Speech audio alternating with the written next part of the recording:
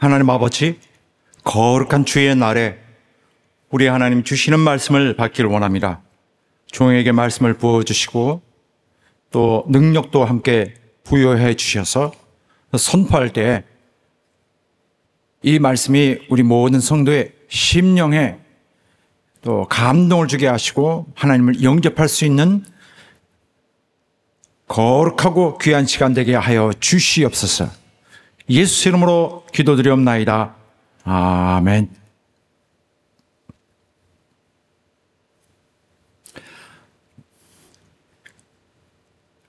우리 주 예수 그리스도께서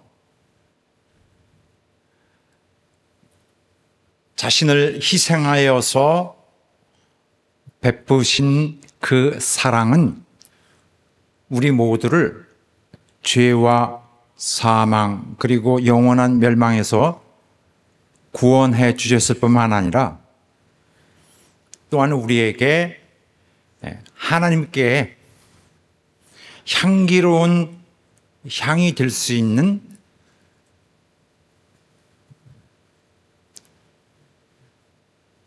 그리고 그렇게 하나님께 나아갈 수 있는 새 길을 열어 주었습니다. 그래서 그리스도로 인하여 우리가 이 새 길을 받았는데 이 길은 사랑으로 걷는 길입니다.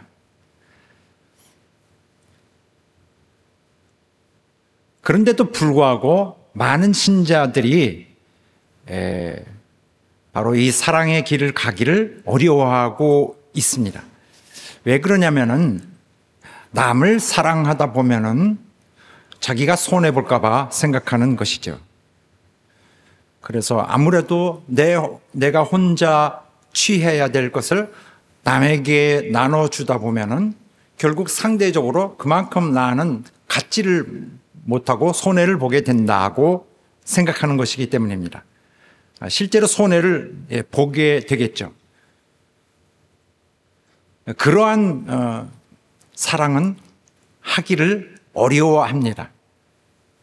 그리고 신앙을 다르게 표현하고 싶고 다르게 이해하고 싶고 그리고 바라건대 조금 달랐으면 하고 바라는 것 같습니다. 그리고 각자가 나를 위한 신앙으로 조금씩 신앙을 조정을 하고는 합니다. 자기를 위한 신앙, 계산적 신앙, 그것은 신앙을 오해하는 것입니다. 자기를 희생하지 않고는 그리스도 교회의 신앙을 온전히 하기 어렵습니다. 그리스도 교회의 신앙 자체가 원래가 사랑하고 자기를 희생하는 것이 그 성격으로 되어 있기 때문이고 우리도 그러한 자로서 하나님께서 진배하고 계셨기 때문입니다. 심지어 어떤 목회자들은 사랑하라는 주님의 그 명령을 그다지 열심히 가르치지 않기도 합니다. 옛날 붕시대의 그런 일들이 주로 그 당시에 지도자들이 그렇게 했을 것 같습니다. 자기가 사랑을 하지 않기 때문에 사랑하라는 것을 가르치기가 부담스러운 것입니다. 왜냐하면 내가 그다지 사랑하지 않는다는 것을 그것을 이제 밝혀지게 되기 때문에 감추려니까 아예 그런 가르침을 열심히 하지 않을 수 있는 것입니다. 단지 간헐적으로 사랑하자 한 번씩 내뱉고는 그냥 넘어가는 수준인 것 같습니다. 그런 반면에 또 이와 비슷하게 어떤 목회자는 사랑을 많이 가르치지 않는 이유가 바로 그런 교인들의 사랑을 독차지하기 위해서인 경우도 있습니다. 성도들한테 서로 사랑하시오 하면은 자기에게 향하여야 될 그들의 사랑이 서로에게 흩어지게 되니까 그런 것이 싫은 거겠죠. 성도들의 사랑을 독식하기 위해서 그런 경우도 있습니다. 다들 이렇게 그 사랑을, 하나님이 우리에게 명하신 사랑을 어렵게 생각하고 또 부담스러워하기 때문입니다. 혹시 이런 목회자들이 있다고 해서 또 우리도 그렇게 해서는 안 될 것입니다. 자기가 힘들더라도 주께서 가르치신 것은 가르치라고 명하신 것은 해야 되겠죠. 내가 못하더라도 그래도 그가 명하신 것을 전달은 하고 가르쳐야 될 것입니다. 왜냐하면 성도들은 주님의 하나님의 양들이기 때문입니다. 그래서 그렇게 가르침으로써 온전한 기독교 교회의 신앙이 유지되는 것이지, 내가 못하기 때문에 안 되겠다 하고 바꾸면은 안 되겠죠. 사랑의 계명은 우리 신앙의 완전히 중심적인 중요한 부분입니다. 사람들은 자기의 그 어떤 업적 이런 것을 하나님이 좋게 보시리라고 생각하는 그런 세상에서 흔히 알고 있는 그런 이론을 계속 주장하고 싶습니다. 그러나 그렇게 되는 것이 전혀 아니라 자기의 희생을 통한 사랑이라는 그 방법을 통한 하나님의 섬김이 바로 하나님이 원하시는 것입니다. 그러므로 이 땅에서 정말 잘 진배하였다고 자랑하는 자는 사실 아무것도 없는 것이 되고, 오히려 궁핍하고 아무것도 없는 듯이 나눠주기만 하고 사랑만 했던 사람은 진짜로 하나님의 큰 영광 속에 들어가게 되는 것입니다.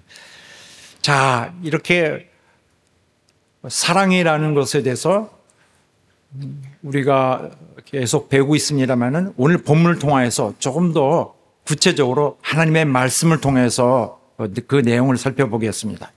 지난주에는 바로 말씀은 사랑을 입은 자녀같이 너희는 하나님을 본받는 자가 되고 했습니다. 우리는 하나님의 사랑을 받은 자녀들입니다. 그러니 자녀라면 마땅히 하나님을 본받아야 되는데 그것은 그가 자녀된 우리의 아버지시기 때문입니다. 그에게서 용서하시는 모습이 특별히 중요하였는데, 용서는 하나님의 바로 특성입니다. 하나님의 성품이죠. 그분의 특성을 우리가 본받는 것입니다.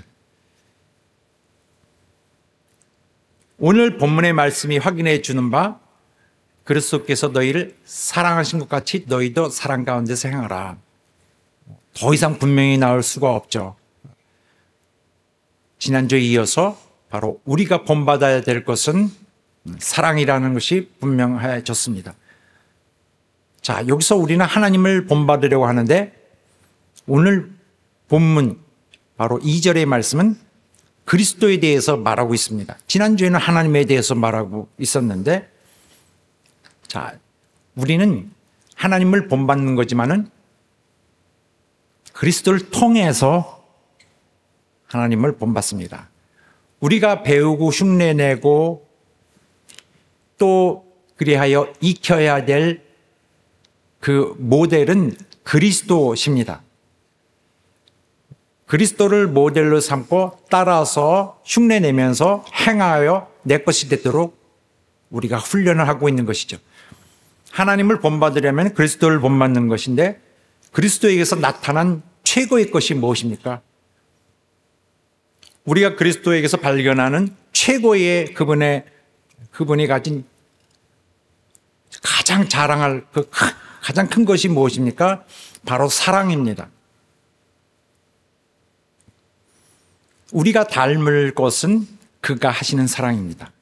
그 사랑은 그 참 모습이 십자가에서 구속하실 때에 나타난 그 사랑입니다.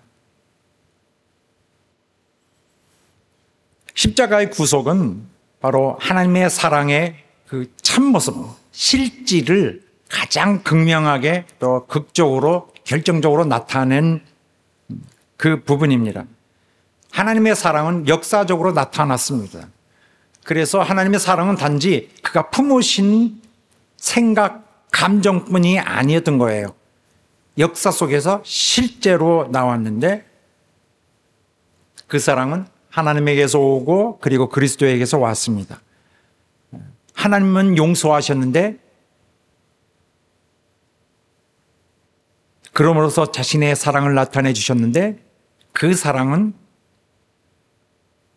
그리스도께서 십자가에 구속하신 행위를 통해서 성취하셨죠.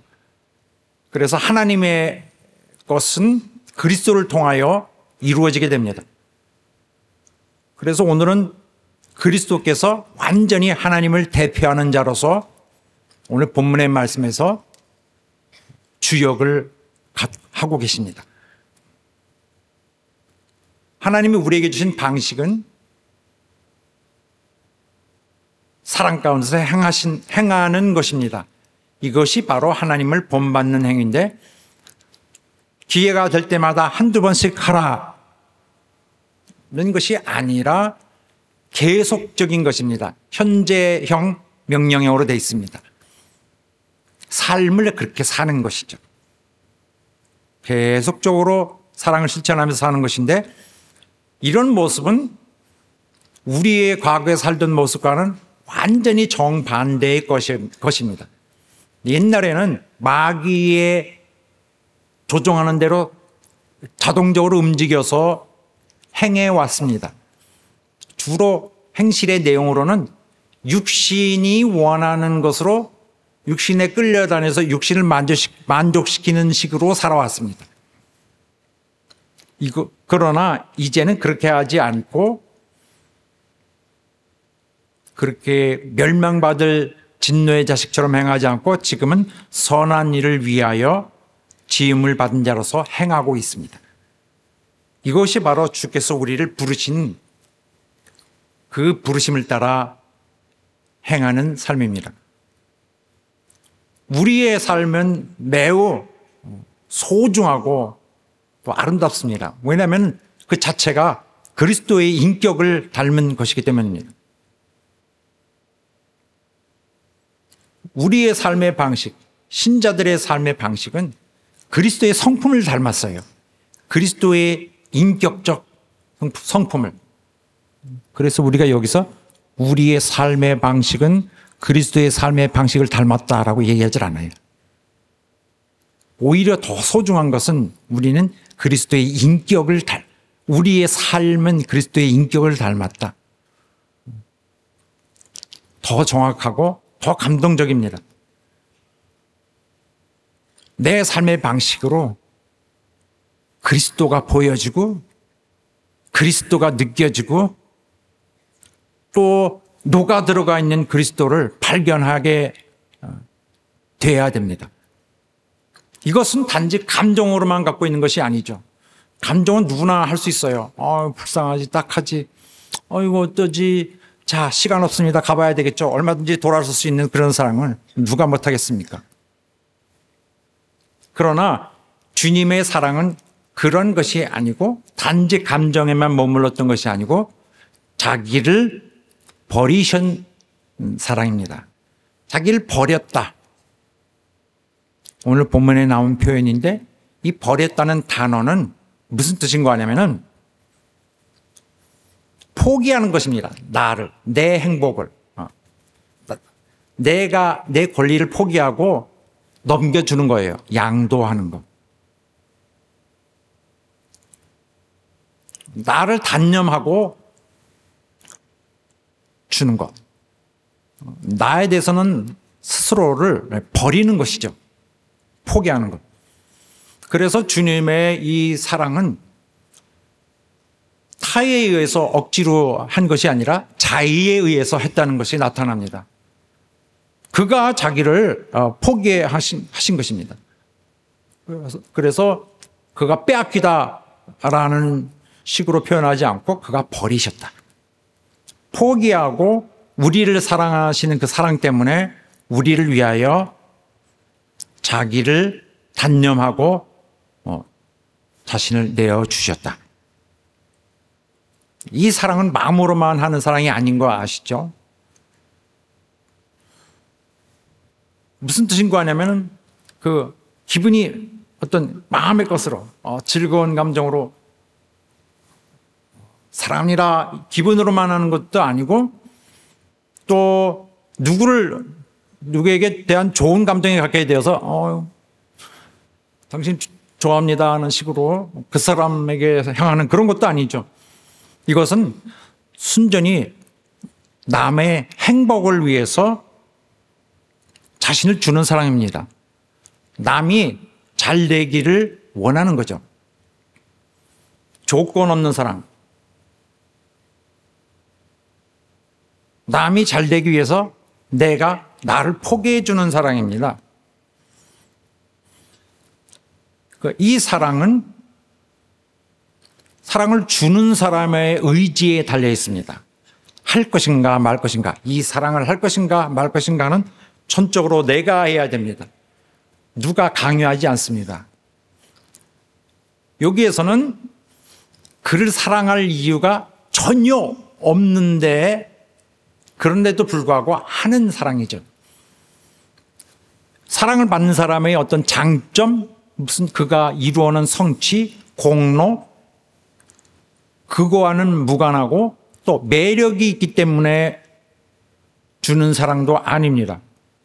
또 내가 이런 사랑을 베풀 때 또 내게 어떤 돌아오는 것이 또 있기 때문에 그걸 기대하고 하는 것도 아니죠. 우리가 하나님으로부터 그러한 자격이 없는데도 사랑받았죠. 이렇게 자격이 없어도 사랑받을 자격이 없는 자에게 베푸는 것이 이 사랑입니다. 우리도 하나님께는 죄인이었어요. 또 하나님께 또 원수 된 자였습니다. 분명히 우리도 하나님의 사랑을 받을 자격이 없었던 자들입니다. 그래서 분명해지는 건 이 사랑은 주기 위한 사랑이며 받기 위한 사랑은 아니다. 혹은 그래도 조금 기다리면 나에게 뭔가 돌아오는 것이 있겠지. 간접적이나마 이렇게 도와주면 이렇게 해서 나에게 오는 것이 있겠지. 그런 것이 아닌 것입니다. 그러한 이렇게 계산적인 것은 이 세상에 흔히 있는 그런 사랑인데 이름하여 조건적 사랑이라고 할 수 있습니다. 보통 우리가 아는 사랑들은 대부분이 조건적 사랑이에요. 그래서 이건 뭘 말하냐면은 내가 사랑하게 되는 데는 어떤 이유가 있는 거예요. 그런데 바로 이 조건들이 맞지 않으면 내가 싫어. 그럼 사랑 안 하고 사랑을 포기해 버리는 거죠. 내가 사랑할 이유가 없고 의무가 없는 것입니다. 바로 그런 것 중에 하나가 말하자면 필레오 사랑도 그런 것으로 포함할 수 있습니다. 필레오 사랑은 이런 친구 간의 관계 같은 것을 말하는 건데 내가 이 친구를 사랑하죠. 그 친구도 나를 사랑해요. 친구, 의리 이래 나가서 하죠. 난 네가 좋아. 나도 네가 좋아. 그래, 잘해보자. 하지만은 나중에 이 조건이 맞지 않으면은 나중에는 너 정말 이런 식으로 갈 거야. 너는 뭔데? 그러고서 싸우면은 이제 끝나게 되죠. 조건이 맞지 않으면은 그 조건에 의해서 세워졌던 그 사랑은 무너지는 것입니다. 이런 사랑은 내가 얻을 것이 없다면은 주지 않죠. 얻을 것이 있으니까 애초에 주었던 것입니다. 그러나 우리가 말하는 사랑은 자격이 없어도 또 그가 나를 사랑하지 않더라도 나는 사랑하는 사랑입니다. 남녀 사이에, 부부 사이에 하는 사랑도 낭만적 사랑이라는 것이 있어요. 얼마든지 있을 수 있죠. 처음에는 그렇게 시작할 수도 있습니다. 나는 그저 사랑하는 거예요. 이 사람이 그저 좋아.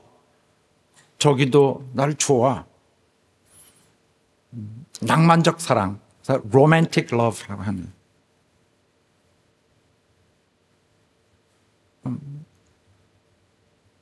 무슨 끌리는 게 있는 거예요. 매력적 사랑. 나는 저 사람 꼭 얻어야 되겠어. 중요해요. 그런데 이 낭만적 사랑은 시간이 어느 정도 흐르고 나서는 처음에 가졌던 매력이 사라지게 되고 내게 나를 충족시켜줬던 그러한 것들이 이제 없어지게 되죠. 누구든지 결혼하면은 원래 초기에 기대했던 그런 신선한 그런 매력은 없어지겠죠. 그러면은 마음이 그때부터는 고정되지 않고 왔다 갔다 합니다. 실피됐다가 어느 때부터는 그런데 그 매력이 완전히 사라져버려서 나도 완전히 사라져버릴 수도 있어요. 완전히. 그래서 이혼을 하는 것인데 이런 이혼은 어떻게 생각하십니까? 그것은 정말 온당치 않습니다. 어떤 낭만적 사랑이 상실되었기 때문에 헤어져야 되겠다는 것은 정말 너무 터무니없는, 정말 용납하기 어려운 그런 원인이죠. 하나님은 그런 사랑을 하시지 않고 우리에게도 그런 사랑을 요구하지 않습니다. 내가 원하는 것을 해줘서 나는 네가 좋다 하는 이런 사랑은 하지 않는 것, 그런 사랑은 원치 않습니다. 사랑받을 자격이 없어도 그를 의도적으로 사랑하는 사랑, 그 사랑을 하나님께서 하셨고 우리에게도 또 하기를 명하시는 것입니다.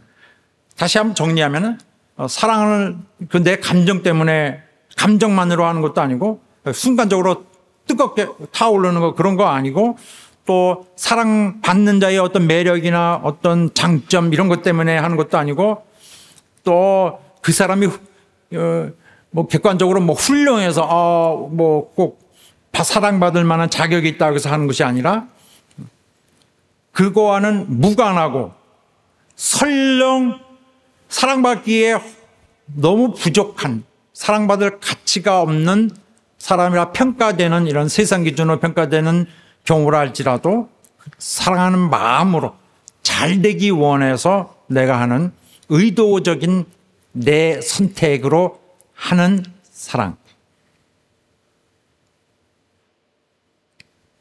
하나님이 하시는 사랑. 하나님이 바로 그가 하신 사랑이기 때문에 우리도 하는 것입니다. 그런데 오해 말아야 할 것은 하나님은 사랑의 하나님이다. 그러니까 그분은 본능적으로 사랑을 안 하고 못 배기는 그런 어떤 그의 어떤 강제성으로 그게 묶이신 분인가 보다 생각할 수 있죠. 하나님은 사랑 안 할래도 내가 마음이 끌리네 그래서 사랑을 억지로 하셔야 되는 분처럼 기계. 그렇지 않고 그의 본성은 착하신 것이에요. 선하신 것, 긍휼하신 것, 불쌍히 여기시는 것, 정의로우신 것. 그가 본능적으로는 남이 불행하게 되는 걸 원치 않으시죠. 그러나 사랑하게 되는 것은 그가 택하신 거예요. 그가 우리를 사랑하는 것은 끌려서 억지로 사랑하신 것이 아니라 그가 사랑하기로 하신 것입니다. 이 사랑은 상대가 변하더라도 하고 매력을 잃더라도 사랑합니다. 바로 우리는 그러한 성품이 우리 가운데서 나오는 자들이 되어야 됩니다. 왜냐하면 본성이 하나님의 것을 가졌기 때문에 이제는 우리의 본성은 우리의 신분이 하나님의 자녀인 것처럼 바로 하나님의 것을 가졌으니 그러한 본성을 나타내야 됩니다. 이것은 명령으로 주어졌지만은 우리에겐 또한 실질적으로 주어진 본성입니다. 다만 우리가 훈련이 안 되었을 뿐인데 그리스도 안에서 살아가는 것은 이제 우리의 이제 해야 되겠다는 큰 임무라기보다는 원래 우리의 본성인 것입니다. 그런데 이거는 나중에 하겠다든지 부담을 가지며 하지 않게 되면은 그리스도인으로서의 그런 자신이 하나님이 부여한 하늘이 부여해 준 본성을 거스르는 것입니다.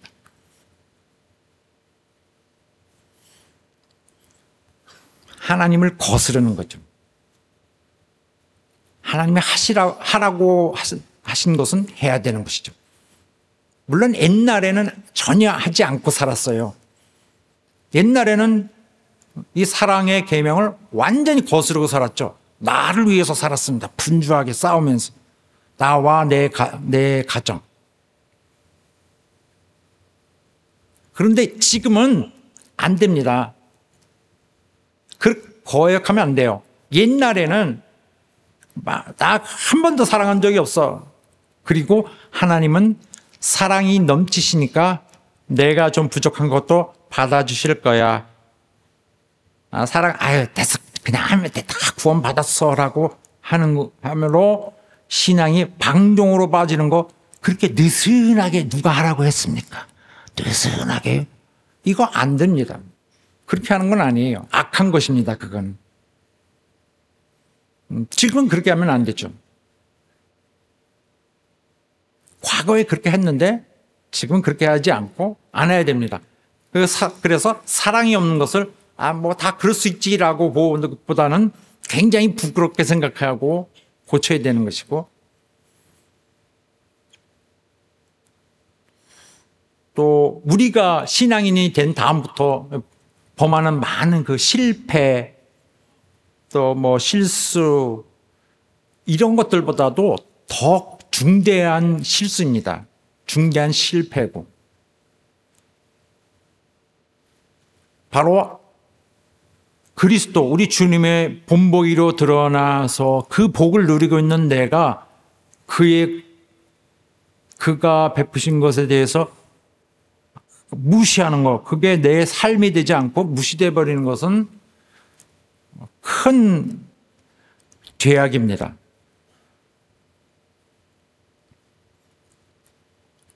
우리가 할 사랑은 바로 마음뿐인 것이 아닌 주님처럼 하는 사랑이죠. 주님은 제물과 생축이 되어 주셔서 자신을 하나님께 드렸습니다. 이것은 역사적 행위입니다. 실제적 행위, 실제적 사랑하셨던 것입니다. 역사 속에서. 우리도 그와 같이 해야 됩니다.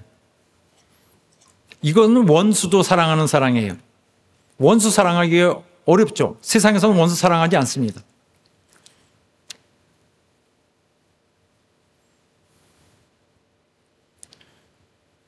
그러나 그리스도의 인이 된 자들은 그리스도 안에서 서로에게, 모두에게 사랑을 베풀고 나한테 원수라도 베풉니다.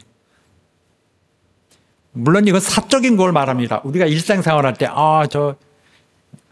저 집사 또 나타났네. 왜 나 나타나 따라다녀. 이렇게 하고 미워가지고 신경이 딱 쓰여서 예배 보내고 같이 교회 생활하는데 에너지는 여기로 다 들어가 있죠. 바쁘질 않나? 왜 여기 와서 계속 이렇게 해서 마음으로 그 미움이 돼가지고. 이제 이런 경우를 말하는 것이지. 원수 사랑해도 괜찮대. 그래서 교회를 때려부시고 교회를 고발 고소 무너뜨리려고 하고 이렇게 하고 다 무너뜨리고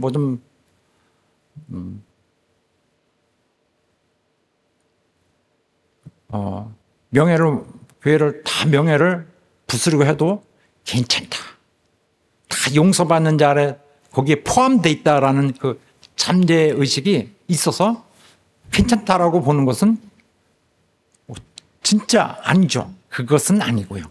그것은 원수가 아니고 사랑을 받아야 될 원수가 아니고 오늘 하나님께 적대하는 오늘 하나님을 대적하는 행위입니다. 받은 교회를 파괴하는 신자는 받은 은혜에 대한 의도적인 정면 공격입니다. 무슨 말인가 하냐면 은혜를 받았는데도 불구하고 그것에 대해서 여전히 그거에 대해서 직접적으로 상대하는 것입니다. 성령께서 오늘 이렇게 우리를 돌보시고 계시는데 구원받은 자가 바로 성령을 공격하는 것입니다. 구원자에 대한 공격을 하는 것이죠. 그런데 본인은 정당하다고 주장하지만은 그렇다 할지라도 그것은 본인이 속이고 있는 것입니다. 악의를 가지고 정당한데라는 것을 자기의 죄를 뒤집어 감추고 있는 것입니다. 주님이 돌아가시기 전에 하루 전에 제자들이 전날 밤에 서로 싸우고 있었습니다. 나중에 주님의 나라에 우리가 입성하게 되면은 나는 무슨 장관이 될래 하고서 지위에 대해서 서로 싸웠던 모양입니다. 제자들이. 주님은 다가올 그 수치와 그 고난 그리고 가장 처절한 죽음을 생각하면서 주님의 가슴도 뛰고 있을 터인데 그 자리에서 서로 누가 높으냐를 하고 있는 거기에서 주님이 나중에는 그들의 발을 씻겨주셨어요. 허리에다 수건을 두고 그러고서 너희도 이렇게 해라. 제자들이 생각하고 있는 것과 완전히 다른 길을 그는 가고 계셨고 다른 그 길 속으로 그들도 오기를 청하고 계셨던 것입니다. 너무 답답해서 이제는 너희가 이렇게 하라고 가르쳐 주신 것이 너희가 이제는 서로 사랑해라는 분명한 계명으로 확실하게 그가 확인해 주셨습니다. 그의 행위는 그의 십자가에서 이루신 행위는 하나님께는 어떻게 보였을까요? 그의 행위는 하나님께 어떻게 보였을까? 향기로운 냄새로 하나님께 바쳐지게 된 것입니다. 왜냐하면 바로 그가 이루신 일은 바로 하나님의 사랑을 가장 극명하고 결정적이고 또 완전하게 이루셨기 때문입니다. 그래서 하나님이 내 마음에 베풀어야 된 내 마음을 예수께서 완벽하게 그 뜻에 따라 실행을 하셨어요. 완성을 하셨죠. 우리가 이 성경 말씀에 따라 제물과 생축으로 그를 드리셨다고 한 데 대해서 이것이 무엇을 말하는지를 알 필요가 있어요. 제물과 생축은 한 단위로 두 단어가 한 단위로 주께서 이루신 일입니다. 그리스도께서. 제물이라 할 때는 제물 생축 둘 다 하나님께 드린 제사를 말하는 것입니다. 이스라엘이 1000몇백 년 동안 그걸 해온 거예요. 계속 제사를. 할아버지, 증조할아버지, 고조할아버지, 증조할아버지 때부터 계속 해왔어요. 내가 할아버지가 됐고 증조할아버지가 됐는데 자손들도 계속 해요. 그렇게 해온 삶, 제사로 인하여 살았습니다. 제사는 그들을 오늘 살게 하고 내일을 기약하게 하는 방법이었습니다. 제사는 어떻게 하나요? 바로 제물을 감사하면서 삽니다. 감사제예요. 감사하는 의미의 제사. 또 생축을 드리는 것은 어떤 면에서는 또 이것은 이제 짐승의 피를 뿌려 바치는 그런 것들을 말하는데 생축하면은 주로 속죄를 원하는 제사를 말하기는 경우가 많습니다. 어쨌든 모든 제사를 포함하는 것이 이 제물과 생축을 드리는 것입니다.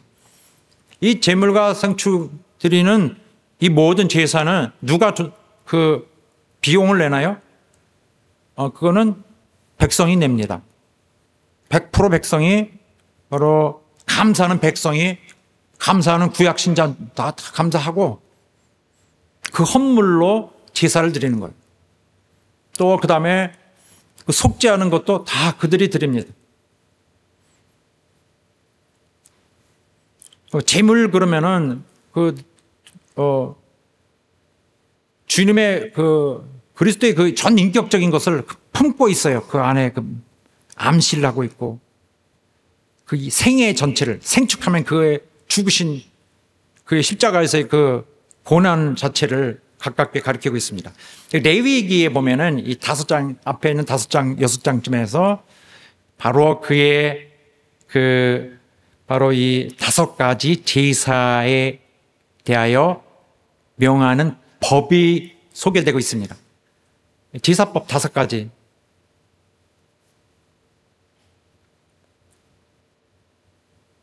이 제사가 바로 하나님을 기쁘게 하는 제사였습니다. 그런데 이 제사를 드리는데 제사를 드릴 때 짐승을 잡아요. 막 짐승 소리가 납니다. 막 하는 소리 있고 뭐 이런 소리도 있고 짐승 시끄럽게 하는데 가서 싸납게 짐승을 칩니다. 목을 찌르든지. 그래서 피를 내서 목에다 칼을 넣어서 긁죠. 그러면은 피가 슉 쏟으면은 이 안에 여기 완전히 낭자하죠. 피가 그냥 그 피를 들여서 피를 접시 담아서 해서 휘장에 뿌리고 그 밖에 성막 안에서 회막 안에서 하는 것이고 성전 안이 아니라 어쨌든 밖에서 성소 바깥에서 한다고 했습니다. 잔인하게 치는 거예요. 거기 처음 보는 사람은 막 기절할 거 알고 하다 막 그 냄새가 막 나고 막 끔찍하게 해요. 그 이스라엘 사람들 머릿속에 계속 있는 거 그 잔인하게 피에 대한 그 인상이 계속 남아 있죠.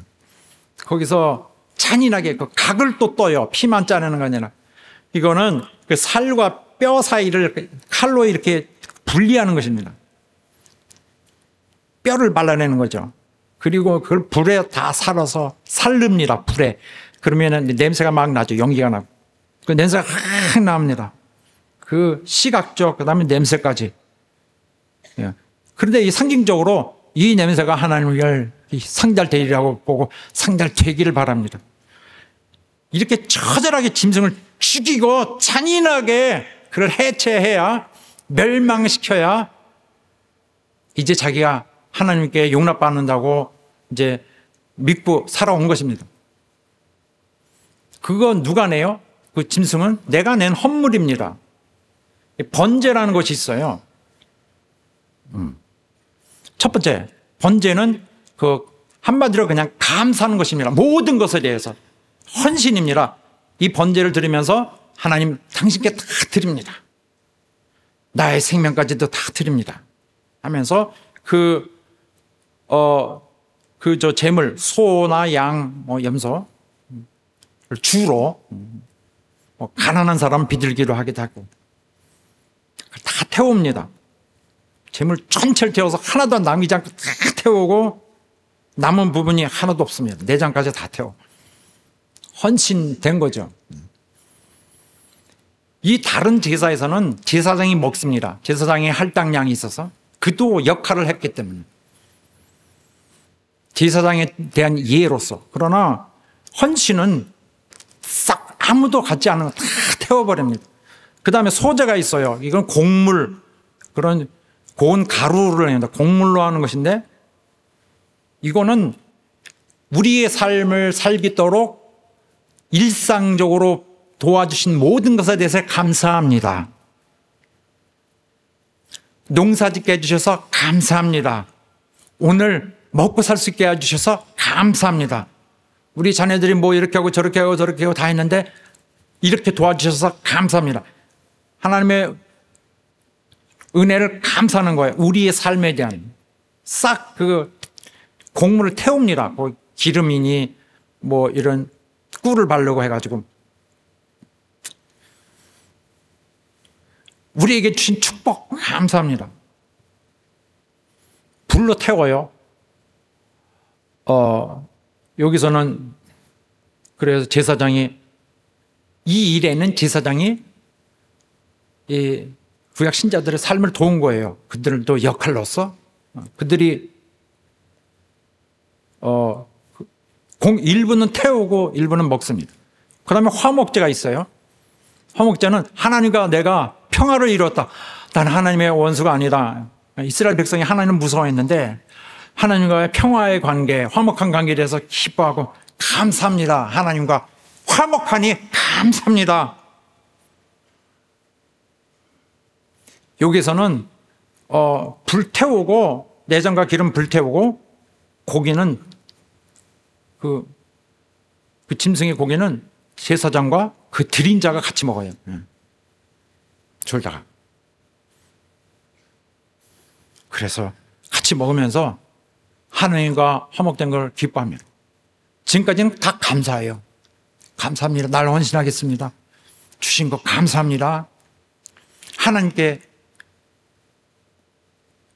받아지게 된 거 감사합니다. 그러나 네 번째, 다섯 번째는 그 향이 하나님께 올라간다. 하나님 그 향을 기뻐하신다는 말씀이 없습니다. 레위기 말씀에. 왜 그럴까요? 다른 거는 그 하나님 그 향을 기뻐하신다는 표현이 있는데, 자, 여기 네 번째, 다섯 번째는 하나님의 아들을 그 죽는데 내어져서 처절하게 그가 찢어지고 망하는 부분인데 하나님이 그걸 보고 향을 기뻐한다고 표현할 수가 없기 때문입니다.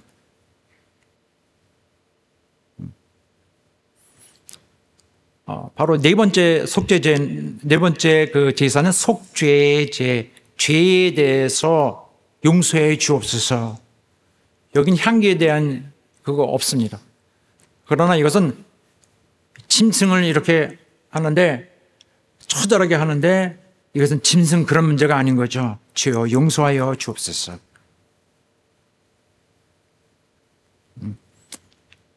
이것은 싹 다 태우거나 또 제사장이 먹습니다. 그 다음에 속건제가 있습니다. 속건제는 그 외에 그 거룩한 하나님의 성물에 대하여 하나님의 재산에 대해 손댄 문제들 이런 것들 또 성도들에게 폐해를 끼친 그러한 해를 입힌 것에 대해서 도덕적 법적 책임을 지는 것입니다. 잘못된 것을 용서하옵소서. 용서하여 주옵소서. 이 네 번째, 다섯 번째 속죄대와 속건제는 그리스도의 죄를 짊어지시고 고난받으시는 것을 너무 적나라하게 가깝게 묘사하고 있습니다. 하나님께는 도저히 그 향기로운 아로마, 향기로운 향 이렇게 말할 수가 없는 부분이에요. 하나님께 어떻겠습니까? 대단히 아프셨겠죠. 하나님은 어떻겠어요? 아들을 외면하셔야 됐어요. 아들 등을 돌리고 그를 죄가 없는데 죄다라고 그를 죄로서 그에게 책임을 물으셔야 됐습니다. 그는 마치 도살장에 끌려가는 어린 양처럼 아무 저항도 못하고 끌려갔다 했습니다. 그리고 십자가에서 하나님 왜 나를 버리셨나이까? 그 고통을 그때 하나님으로부터 버림받은 그 공포와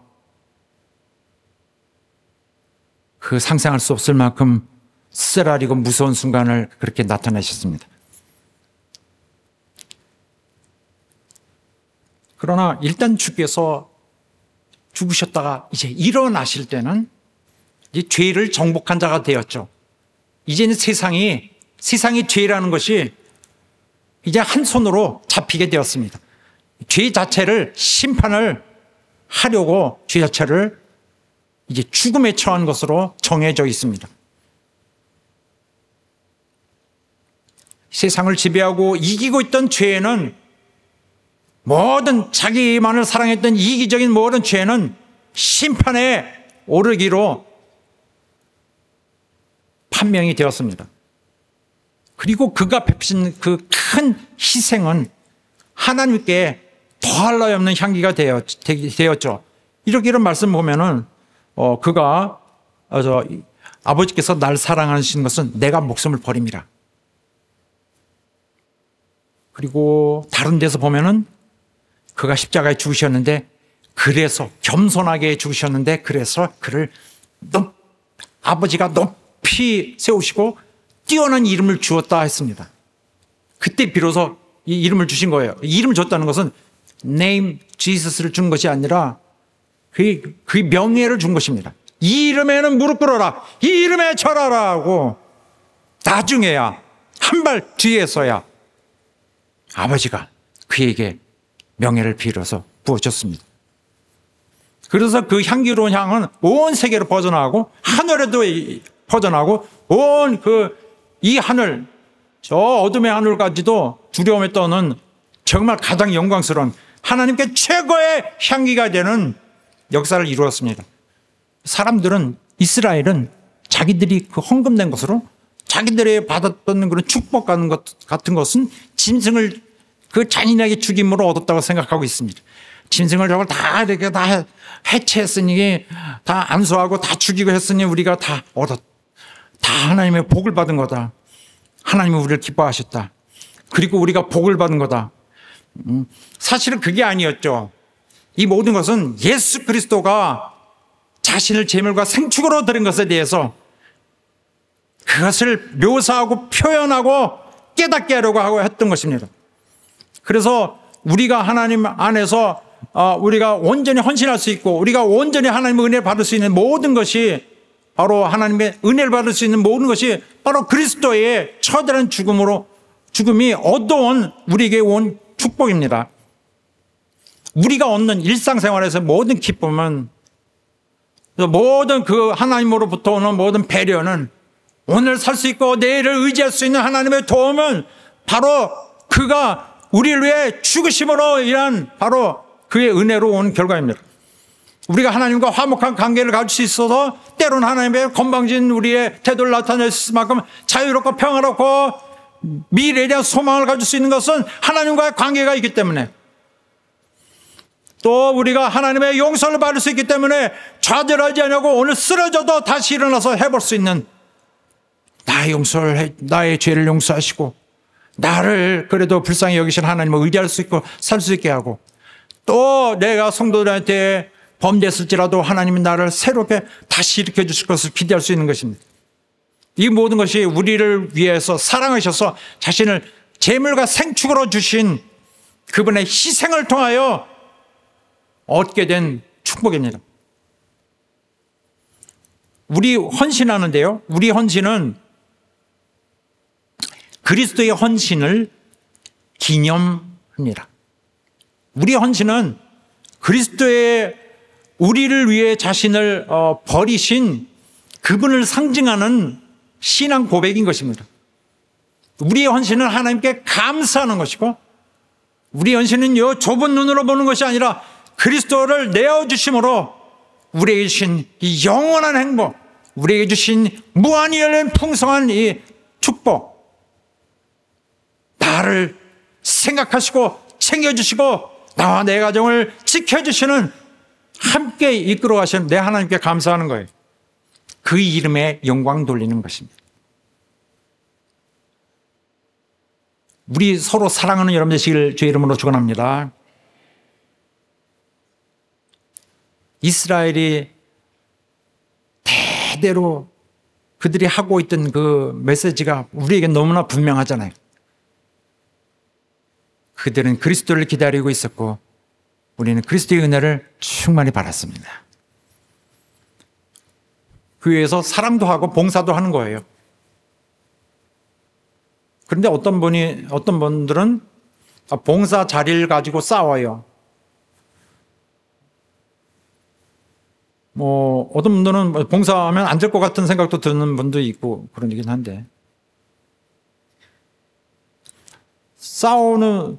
그것은 봉사는 자기를 희생하고 남의 행복을 위해서 자기를 쓰여지는 것이거든요. 내가 즐거움, 내 실적을 올리는 것이 아니라는 것을 기억하는 우리 여러분 되시기 바라겠습니다. 우리가 사는 신앙생활은 뭡니까? 그리스도께서 우리를 사랑하사 자기를 버리셨다. 사랑하사 버리셨다. 그래서 갈라디아서 말씀도 나는 나를 사랑하사, 우리 각인들이 다 우리 함께 있을 때는 우리를 이렇게 얘기하고 각자는 나를 사랑하사 자기 몸을 버리신 하나님의 아들을 믿는 삶을 살고 있습니다. 할렐루야! 자, 희생의 사랑으로서 우리 주님께 영광을 돌리고 또 아버지께 향기로운 향을 올릴 수 있는 여러분 되시기를 예수 이름으로 축원합니다. 할렐루야! 자, 기도하겠습니다. 하나님 아버지, 우리의 헌신을 받으시고 하나님 주신 모든 것에 대해서 감사하는 우리의 감사를 받으시고 또 우리의 죄를 용서하시고 또 우리의 연약함을 채워주시는 우리 하나님의 도움을 계속 구합니다. 우리를 용납하시고 인도하여 주옵소서. 사랑하겠습니다. 사랑할 때마다 하나님을 기억하겠습니다. 우리를 역사에 주시옵소서. 다 같이 한 목소리로 기도하겠습니다. 하나님 아버지, 우리를 도와주시고 역사하시고 인도하여 주시옵소서. 하나님이여, 우리를 도와주시고 역사에 주시옵소서. 하나님께서 우리를 사랑하셔서 그리스도 안에서 이루신 당신의 용서, 당신의 사랑, 당신의 그 따뜻한 모든 긍휼하게 여기심을 기쁘게 생각합니다. 우리의 영광이 되었고 우리의 소망이 되었고 우리의 새로운 출발이 되었습니다. 우리 모두 주의 명령에 따라서 순종할 것입니다. 도와주시옵소서. 이제 우리 자리에서 일어나셔서 함께 찬양하도록 하겠습니다. 우리 서로 격려하며 또 우리 하나님이 기대하시는 것을 할 수 있도록 또한 우리가 함께 기대해 봅시다. 우리 잘할 수 있어. 하나님의 명령대로 우리 행할 거야. 참 기쁨과 영광과 즐거움으로 행할 거야.